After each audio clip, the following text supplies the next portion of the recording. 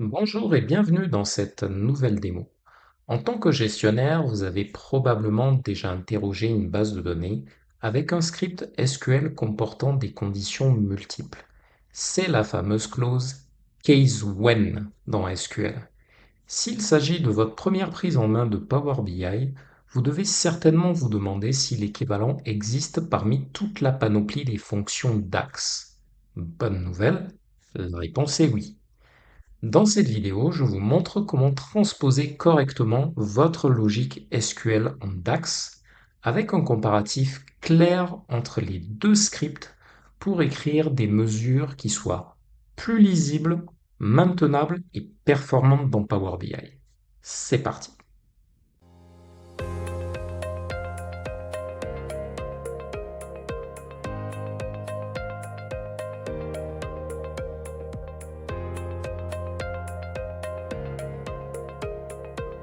Là, nous sommes sur l'utilitaire SQL Server Management Studio, donc SSMS. Je suis connecté à une base de données SQL Server, à savoir la base de données AdventureWorks qui est librement accessible et téléchargeable via les pages Microsoft Learn. Donc là, j'ai exécuté un script SQL pour extraire certains champs de la DIM date, à savoir, j'ai formaté en fait la date au format date en français, l'année, le mois, le numéro de mois, le trimestre. Voilà, donc ça m'a donné ces éléments. Et maintenant, je voudrais pouvoir rajouter un champ pour extraire la saison. Donc je vais rajouter en fait un case when. Donc je vais me placer dans mon script.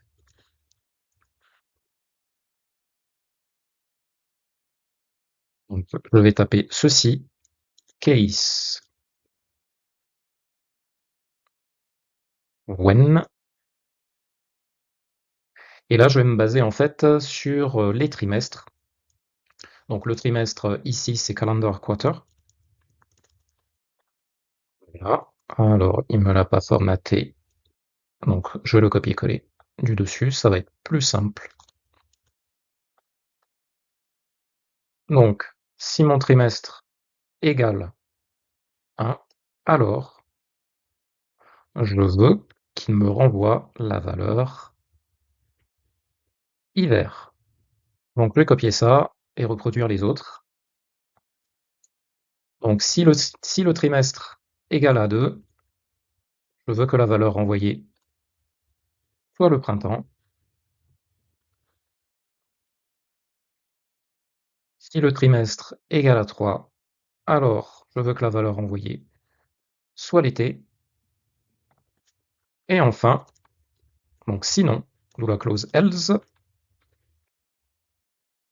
je veux qu'il me renvoie l'automne. Et je vais clôturer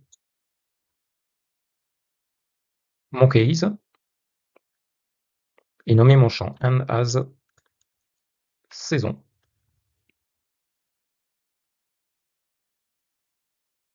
Donc j'exécute mon script.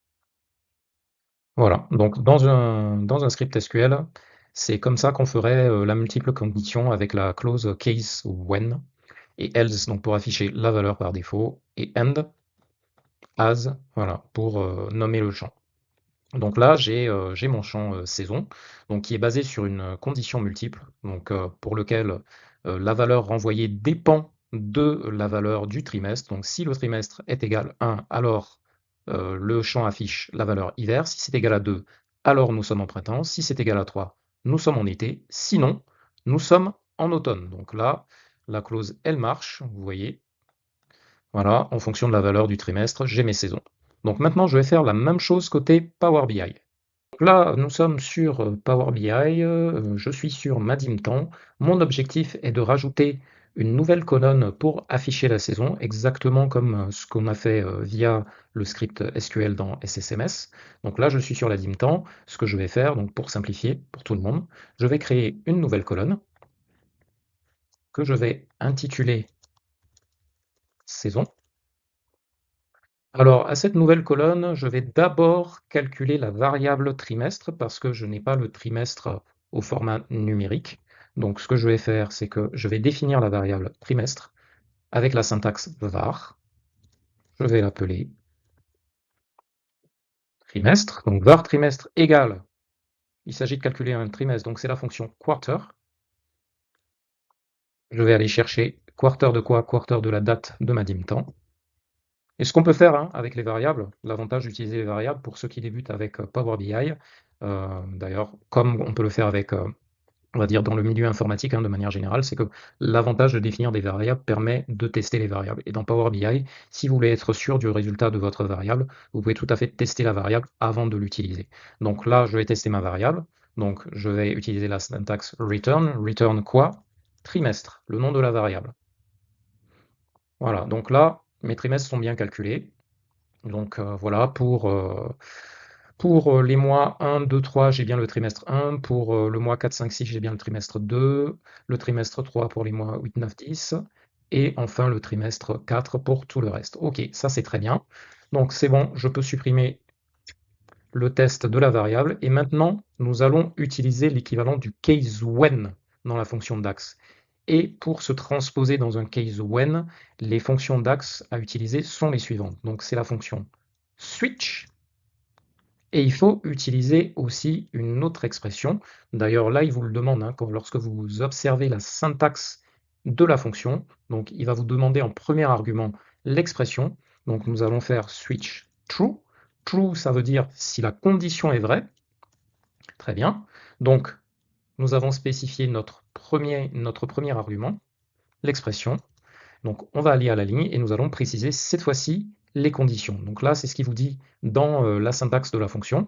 Donc premier argument, expression, deuxième argument, valeur, donc valeur 1, puis résultat 1. Et ensuite, ce sera valeur 2, puis résultat 2, etc., etc., etc., jusqu'à la clause finale, qui est la clause else, donc sinon, valeur affichée par défaut. Donc là, nous allons mettre, donc si trimestre, puisque nous avons défini la variable, il la reconnaît, si trimestre égale 1, alors valeur hiver, virgule. Alors, pour aller plus vite, je vais recopier tout ça. On va à la ligne. Si trimestre égale 2, alors valeur printemps, virgule à la ligne. Si trimestre égale 3, alors valeur été, virgule. Sinon, valeur par défaut, automne. Et on ferme la parenthèse du switch. Là, vous validez et vous avez votre colonne de saison. Voilà, avec les résultats envoyés en fonction de la condition appliquée. Là, on a exactement ce qu'on avait quand on a utilisé le case when. Là, j'ai partagé mon écran 2 pour que vous puissiez comparer la différence entre le script SQL, donc du case when, et puis la combinaison des fonctions switch et true. Donc ici, on avait case, voilà, donc case, on va appliquer les multiples conditions, when, condition 1, then, alors résultat 1, when, condition 2, then, alors résultat 2, etc., etc., etc. Et en DAX, en fait, la syntaxe à utiliser, c'est le switch true. Donc si la condition est vérifiée, on précise d'abord si la condition est vérifiée. Condition 1, trimestre égale 1, alors résultat 1. Condition 2, alors résultat 2. Condition 3, alors résultat 3. Sinon, résultat par défaut. Voilà, là vous avez exactement l'équivalent de votre case when transposé en DAX. Voilà, c'est tout pour cette vidéo. Vous savez maintenant reproduire la logique de la clause case when dans Power BI.